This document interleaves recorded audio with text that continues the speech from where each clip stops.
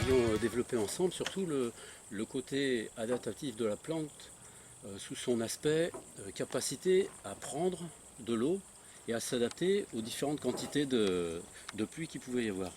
Vous avez remarqué que les plantes avaient la capacité de réguler cela naturellement.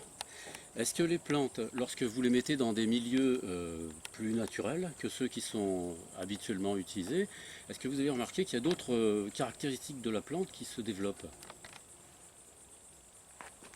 D'autres Oui. caractéristiques. Par exemple, j'entends par là une aptitude par exemple à s'améliorer au contact avec les insectes, le froid, le chaud, la capacité de supporter par exemple le vent, etc. Est-ce que les plantes, lorsque vous les laissez dans la nature un petit peu, est-ce qu'elles ont cette capacité à s'adapter euh, à ce genre de difficultés par rapport aux cultures habituelles? Ça dépend ce qu'on entend par là, parce que Oui, culture habituelle, ça veut dire quoi? Ça veut dire les plantes cultivées avec les semences des gros semenciers. voilà, c'est ça. Oui. Bon, ça c'est une chose. Forcément, celles-là, pour être admises dans le catalogue officiel, il faut qu'elles aient aucune capacité d'adaptation. Sinon, elles sont refusées. C'est pas compliqué. Oui.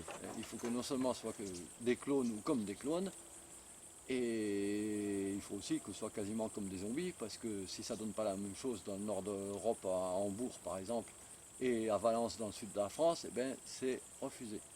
Il faut que ça donne la même chose partout.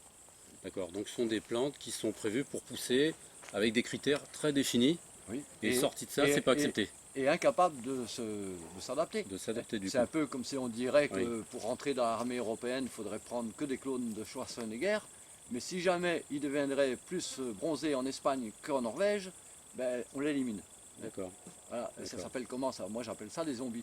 Oui, bien sûr. Voilà. Oui, oui, Voilà. Donc si on parle de ces plantes-là, évidemment, c'est pas la peine d'essayer de voir si elles s'adaptent. Elles sont quasiment ou pas du tout incapables de s'adapter.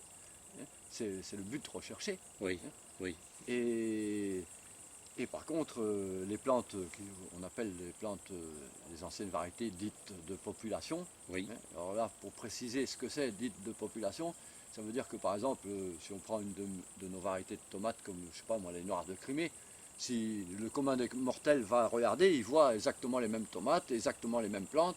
hein.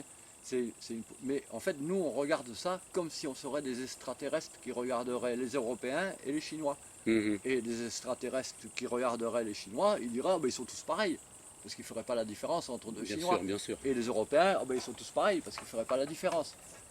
Mais en réalité, si un ethnobotaniste, par exemple, regarde chaque plante de noir de Crimée qui sont dans notre champ, ben, il verra qu'il y a une petite différence entre chaque plante. Il n'y a pas deux individus qui sont pareils. D'accord. Sauf que pour le commun des mortels, on ne voit pas la différence. Oui, hein. oui, oui, oui, oui. Voilà. Donc ça c'est des variétés qui sont de population, qui sont capables, il y a une grande diversité génétique en fait dedans, et qui sont capables de s'adapter.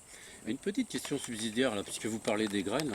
Comment fait-on pour pouvoir trouver des graines justement de variétés anciennes, mais avec assurance? C'est-à-dire être sûr que c'est une variété qui n'a pas été un Ah petit ben, peu travaillée. il faut les Comment fait-on? commander sur notre site internet. hein. Et effectivement, je vous ai vu travailler, vous êtes très soigneux dans ce que vous faites et je pense qu'on peut vraiment vous faire confiance.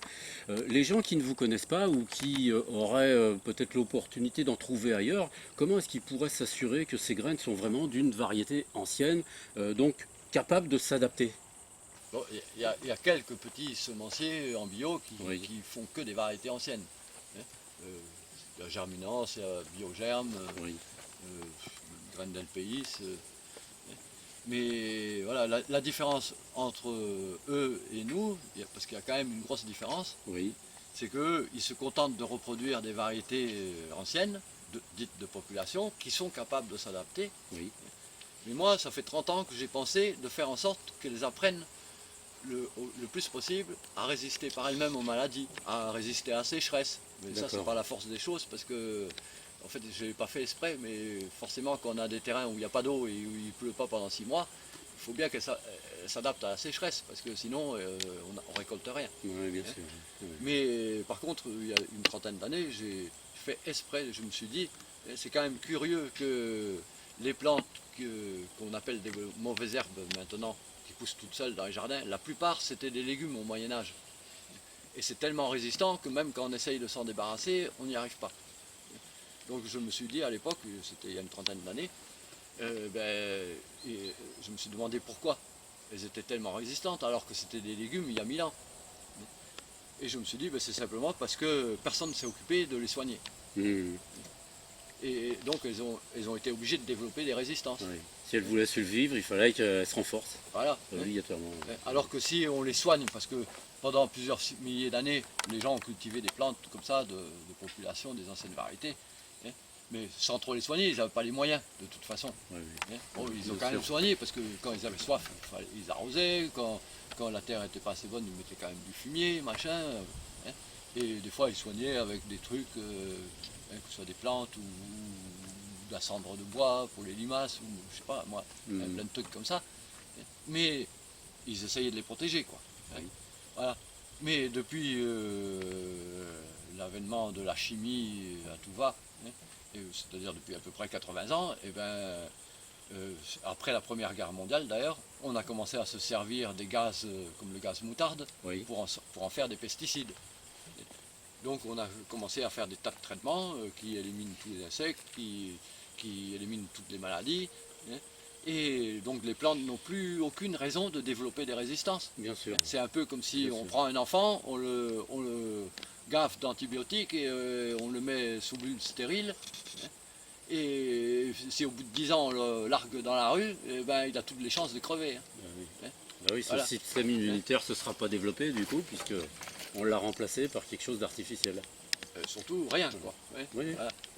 Mais Donc, c'est effectivement la comparaison qu'on peut faire avec les plantes, oui, Voilà. elle est juste. Donc moi je me suis dit il y a 30 ans, je vais faire exprès maintenant de ne pas les soigner. Même si elles Oui. attrapent le mildiou, elles attrapent n'importe quoi, mais tant pis, je vais faire exprès de ne pas les soigner et puis je vais récolter ce que j'aurai comme graines et je vais voir si ça fait la même chose que pour les plantes sauvages. Alors au début j'y connaissais rien, trop rien en génétique et tout ça, et c'était plus une intuition qu'autre chose, une déduction de ce que j'ai observé, quoi. Et sauf que ça a marché, même de mieux en mieux. Oui. Et c'est au fur et à mesure aussi, en parlant avec des chercheurs, des copains généticiens et tout ça, que j'ai fini par bien comprendre et puis surtout être capable de répondre aux questions qu'on me posait. Parce que ça m'a aidé à mettre des mots sur ce que je faisais déjà. Ouais, ouais. C'est vrai que quand Mais- on vous voit faire, on est curieux parce qu'on se dit, ben, c'est impressionnant cet homme, il arrive à avoir des résultats qui dépassent même l'idée qu'on s'en fait au départ. Quand on vous a pas vu faire, on se dit, mais ça doit être un petit peu exagéré. Et puis quand on vous voit faire, on se dit, bah punaise, mais c'est impressionnant. Mais pourquoi on ne dit pas cette vérité? Pourquoi est-ce qu'on ne nous apprend pas à l'école que les plantes ont cette capacité de s'adapter? Pourquoi à ce moment-là, puisque c'est un fait? Ah oui, c'est un fait. Parce que ça n'intéresse pas. Il faut quand même savoir aussi, mais c'est le cas pour la plupart des études. Oui. Si on fait des études en agronomie, qui c'est qui paye les crédits de recherche et les fonctionnements des universités, de l'INRA, de machin, c'est les multinationales qui fabriquent les produits phytosanitaires, les semences, et de toute façon c'est les mêmes. D'accord. C'est comme la plus grosse partie des études de médecine sont payées par qui? Par les industries pharmaceutiques. C'est pas compliqué, ils y voient leur intérêt. Il faut bien apprendre aux médecins à vendre le plus possible de médicaments. Je comprends bien. Voilà, donc forcément on ne va pas apprendre que les médicaments ça peut être nocif et qu'on peut se soigner autrement. Ou éviter d'être malade, simplement. Et d'ailleurs, j'ai posé la question à pas mal d'étudiants en médecine et de médecins, aussi bien ceux qui ont fait leur étude il y a 30 ans que maintenant. Je leur ai demandé combien d'heures de cours ils avaient sur la santé.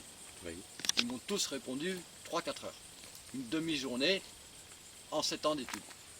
D'accord. Oui, c'est pas beaucoup. Voilà. Quelqu'un qui voudrait à l'heure actuelle se lancer dans cette culture adaptative, on va l'appeler comme ça, à moins que vous lui aviez donné un nom, non? Non. Non. En fait, le truc c'est qu'il n'y a pas en réalité de mots pour dans aucune langue apparemment pour définir exactement ce que je fais. Oui. Pour la bonne raison que, d'après ce qu'on m'a dit, et ce que j'ai compris, je suis le premier à le faire. D'accord.